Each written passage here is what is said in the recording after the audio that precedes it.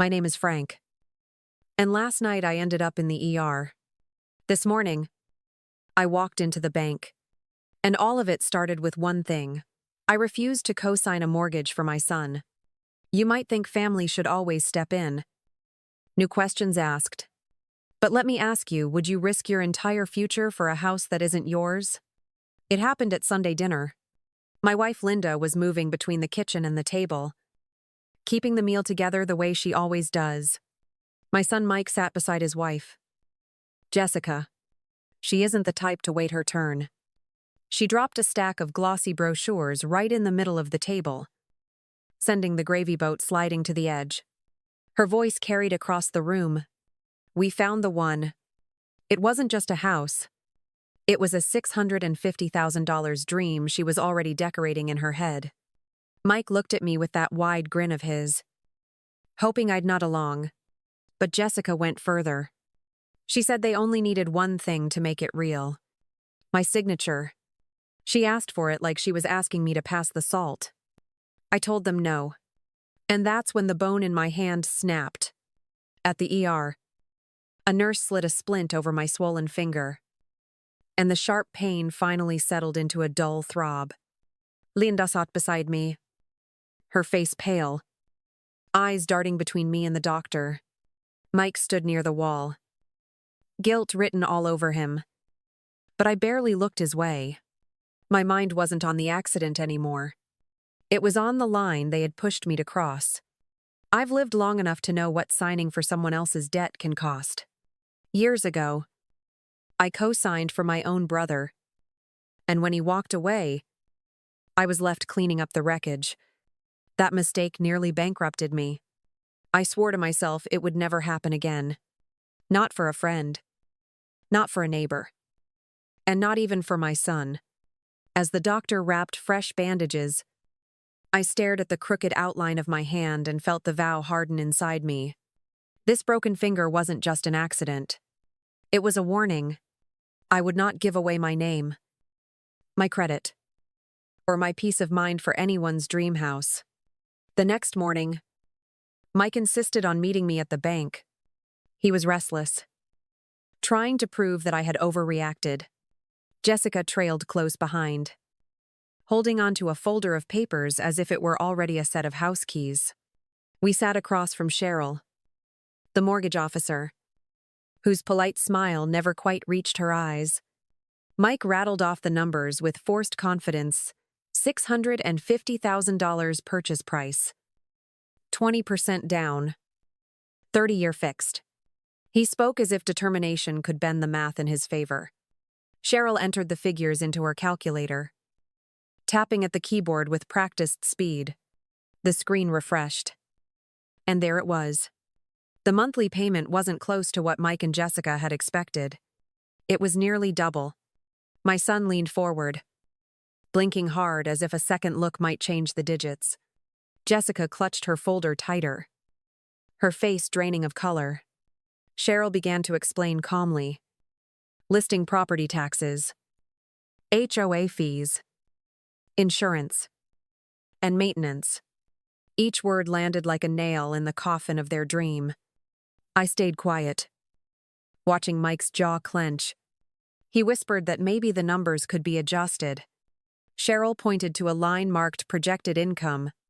She said if Mike could show higher earnings, the bank might stretch further. I saw the suggestion for what it was, an invitation to bend the truth. I leaned back in my chair, feeling the ache in my bandaged finger.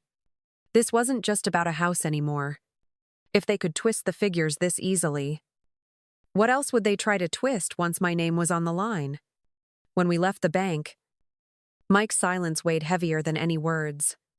He walked ahead, papers crumpled in his hand, while Jessica stayed close to her phone.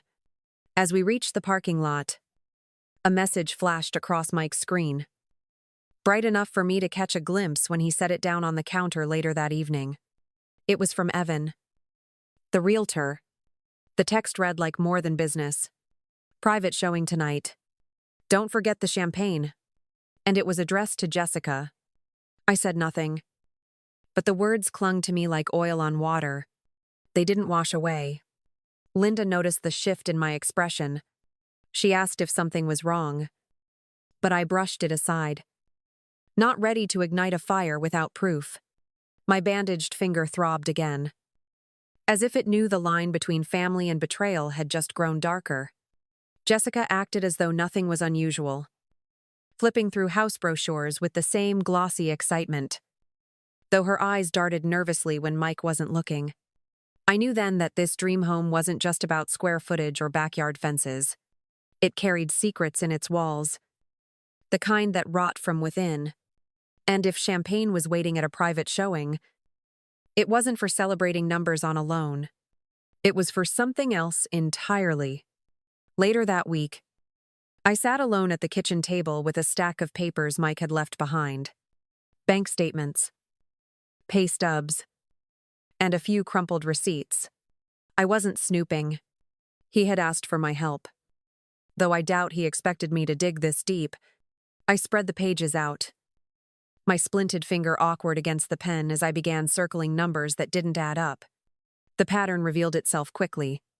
Jessica's spending stood out like neon signs. Designer furniture bought on credit. Luxury handbags delivered to the house. Charges from restaurants that didn't match the family dinners she'd described. Then came the hotel bills. Small boutique places tucked away on the edge of town. Billed on nights when she was supposedly working late. I compared the dates against the realtor's open house schedule I'd quietly noted. The overlap was too precise to dismiss. Nights Jessica claimed to be out, showing houses with Evan matched perfectly with the receipts for wine and hotel rooms. I leaned back in my chair, staring at the paper trail. Money doesn't lie. It doesn't care about excuses or sweet talk. Every dollar leaves a footprint. And these footprints were marching Jessica straight into betrayal.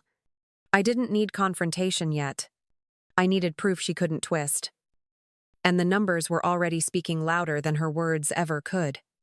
I made an appointment with Cheryl under the guise of being interested in refinancing one of my shop properties.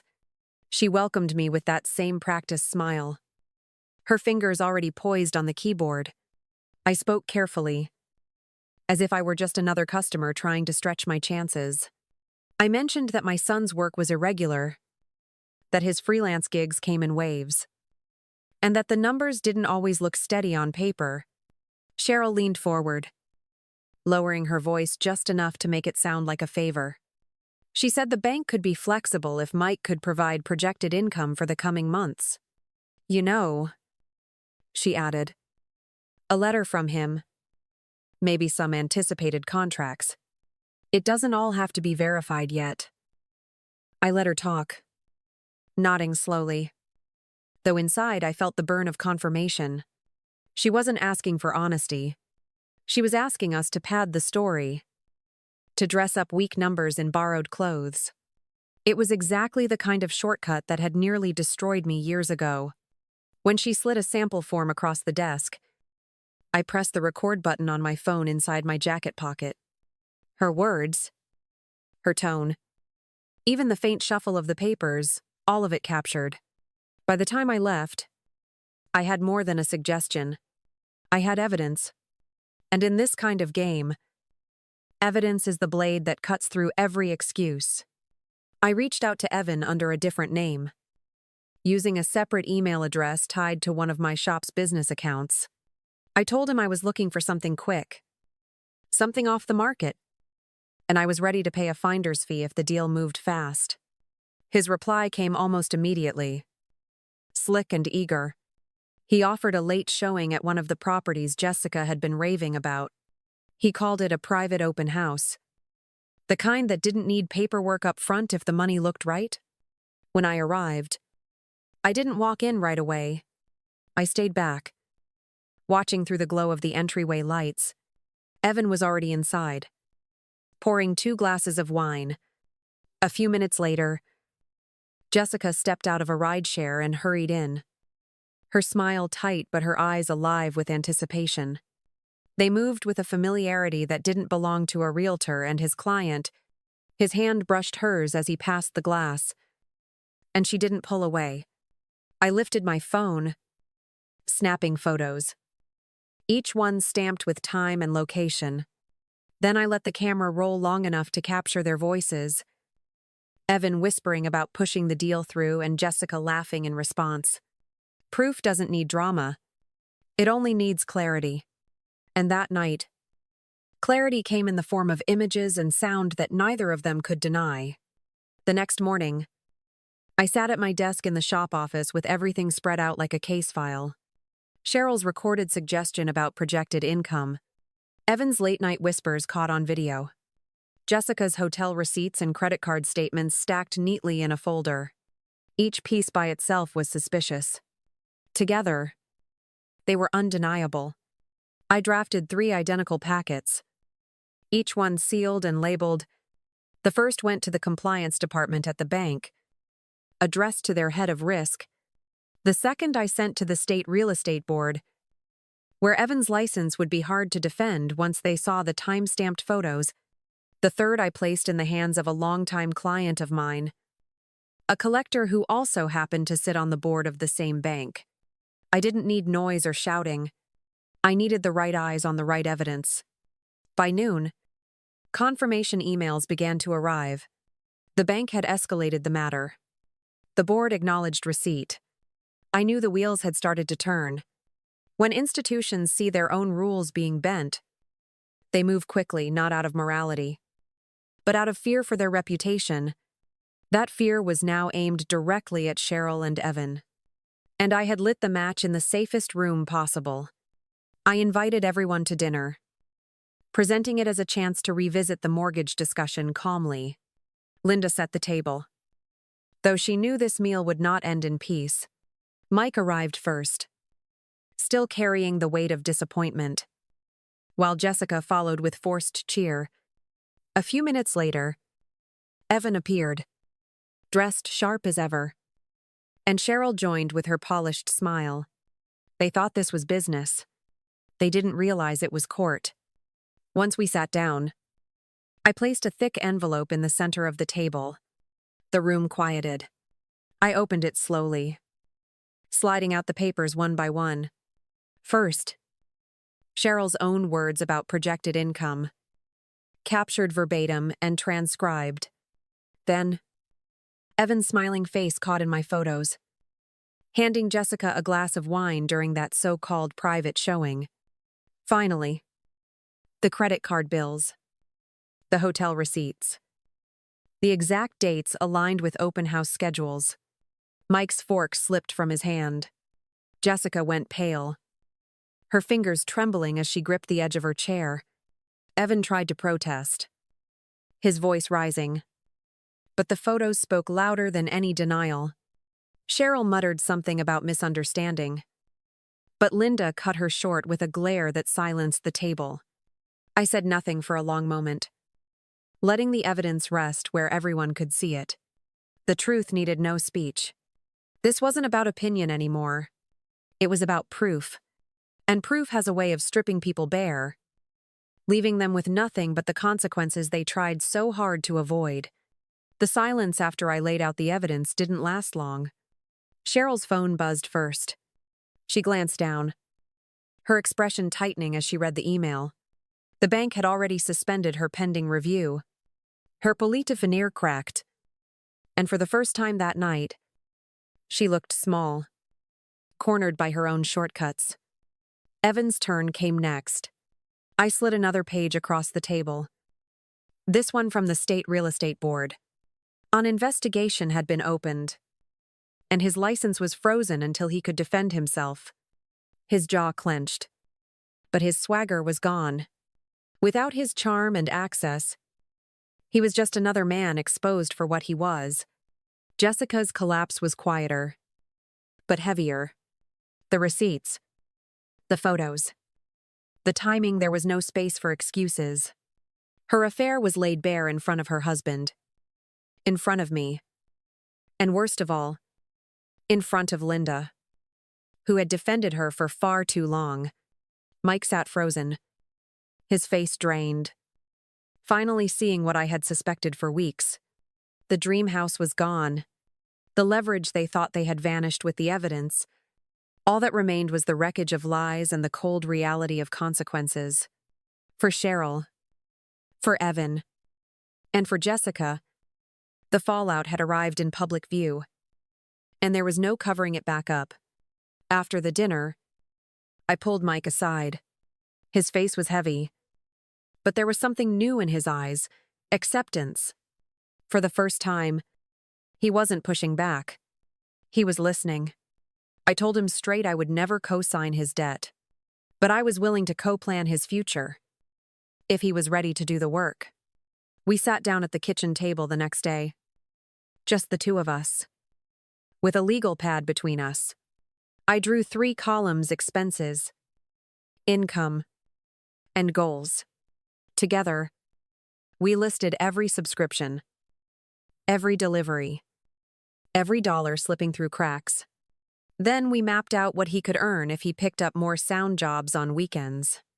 I offered him part-time work at my shop, restoring cars with me, paid by the job, not by charity. Linda joined quietly, suggesting limits they could both live with. She wasn't forgiving Jessica, but she wasn't abandoning Mike either. It wasn't about punishment now. It was about building something he could stand on without anyone else's signature. The plan wasn't glamorous. It meant cutting luxuries, saving slowly, proving discipline over time. But I saw Mike nod. Not with pride, but with determination. For the first time, he understood. Responsibility isn't a burden you hand to someone else. It's a weight you learn to carry yourself. A week later, I called Mike back to the table where we had drawn the columns. This time, I had a single sheet of paper folded in half. He sat across from me, his shoulders straighter than before, ready to hear whatever I had to say. I told him I was not signing on his loan and never would, but I was willing to sign something else. I unfolded the page and slid it toward him.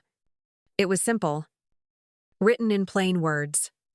If Mike could hold to the plan we created for 6 months, every expense tracked, every savings goal met, I would match whatever he had put aside and add it to his down payment fund. It wasn't a bailout. It was a reward for discipline. His eyes widened, not with the relief of someone being rescued, but with the fire of someone being challenged. Linda placed her hand on his shoulder, steady but firm. This wasn't charity. It was investment. I leaned back, raising my bandaged finger, half healed, half stiff. I told him this was the only contract I was willing to co-sign, the one written in effort, accountability, and time. In the weeks that followed, the dust finally settled. Though the marks it left were permanent, Cheryl's suspension became official. The bank announced an internal review, and her career was effectively over. The smile she had worn so easily at that desk would not return in another branch. Evan faced his reckoning too. The real estate board froze his license, and the investigation uncovered not just my evidence but other complaints that had been buried. The man who had walked into my dining room smooth and confident left with his reputation in tatters. A name whispered in warning, not respect. Jessica moved out quietly. There were no speeches, no attempts to defend what had already been exposed. She signed the separation papers, agreed to counseling, and lost her foothold in our home. Whatever dream she had clung to, it was gone. Mike bore the pain, but he bore it awake this time, no longer blind to the truth. As for Mike, he kept his end of the plan. He cut back, picked up extra work, and showed me he could live within discipline rather than debt. And Linda and I found peace again at our table. The kind that comes not from avoiding conflict but from facing it head-on. I raised my healed finger one night and joked that it could still ache in the rain. But I reminded Mike, it would never ache from someone else's signature again. Thanks for listening. Don't forget to subscribe and feel free to share your story in the comments. Your voice matters.